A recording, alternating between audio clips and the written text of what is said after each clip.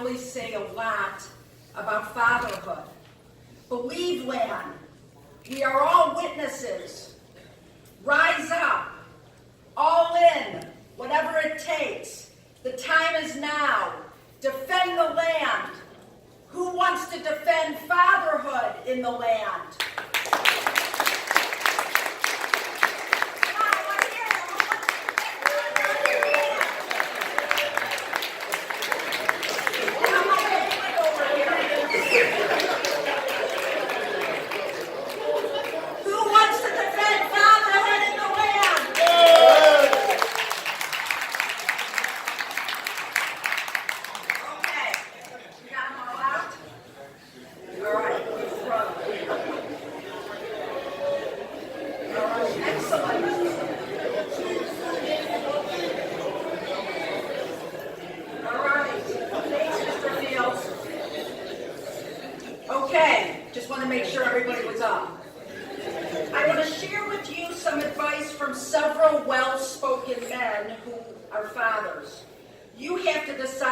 Advice worth listening to.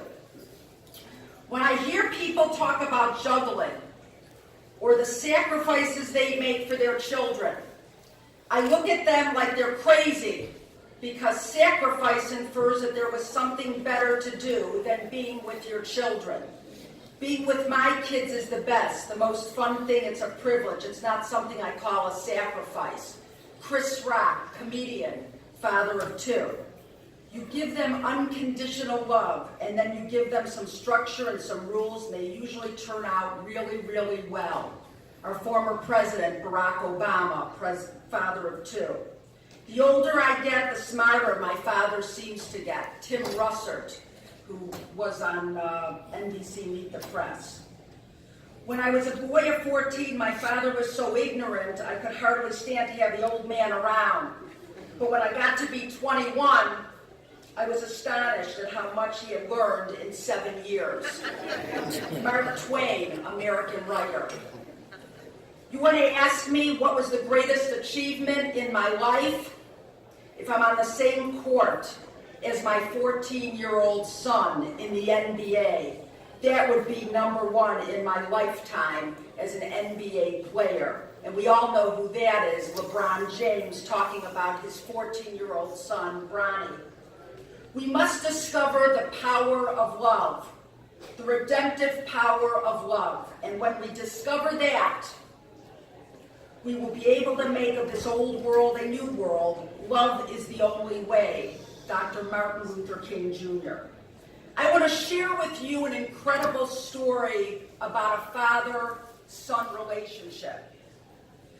Rick Hoyt was diagnosed with cerebral palsy at birth in 1962, after his umbilical cord became twisted around his neck, which caused the blockage of oxygen flow. And here you can see a picture before we get to the story. And as a result, his brain could not properly control his muscles. He was paralyzed and speechless, and many doctors encouraged the Hoyts to institutionalize Rick, informing them that he would be nothing more than a vegetable.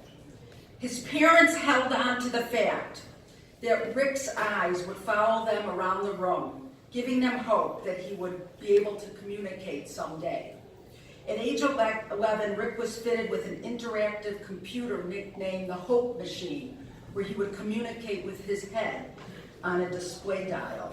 Rick's first spoken words were "Go Bruins," referring to the Boston Bruins hockey team that had made it to the Stanley Cup that year. It was clear to his father that his son had a passion for sports. Team Hoyt began in 1977, and you can see them on the screen, when Rick asked his father if they could run in a 5-mile race together to benefit a lacrosse player at his school who had become paralyzed in an accident. He wanted to prove that life went on no matter what disability, and to show his father that he'd been named after, that he too was a gamer, a competitor, worthy of Captain Hoyt's pride. Dad Dick Hoyt, a former Air National Guard Lieutenant Colonel, was not a runner, and he was 36 years old, but agreed to push Rick, and as you can see in that left-hand corner picture, that was one of their first races, in his wheelchair. They finished that 5-mile race, coming in second to last. That night, Rick told his father, "Dad, when I'm running, it feels like I'm not handicapped." And that sentence changed his father's life. And his dad thought, I run, I push, he is. He became obsessed with giving his son that feeling of freedom and independence. And after that initial 5-mile run, Dick began running every day with a bag of cement in the wheelchair because Rick was at school and studying, unable to train with him. Time and distance vanished. Even people disappeared. The universe was emptied of everything except the task. Dad kept going, propelled onward by the kid's wide apart arms flapping and feeling the air as a pelican on that first flight. Onward, because Dick Hoyt had a task. His father had a mission.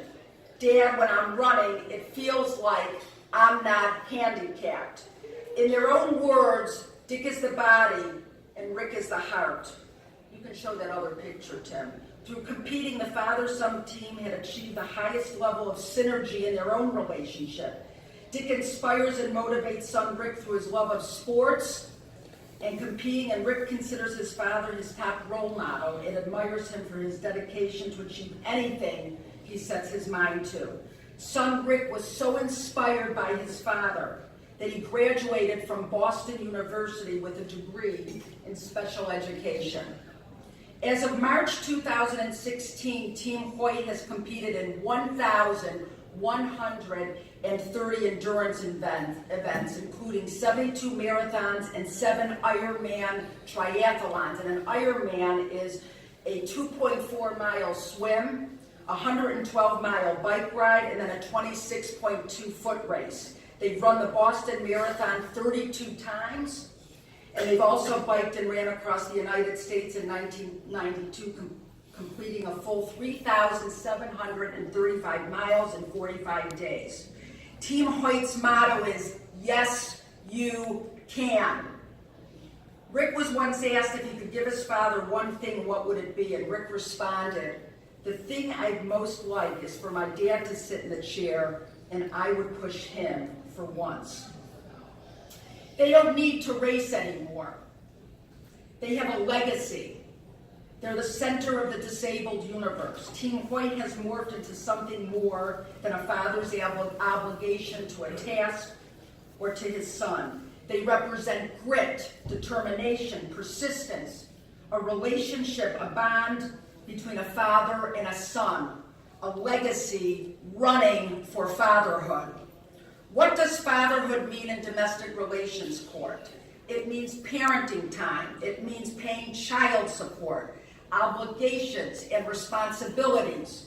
Responsible fatherhood cannot be proven with a blood test, nor does it consist of simply providing a paycheck.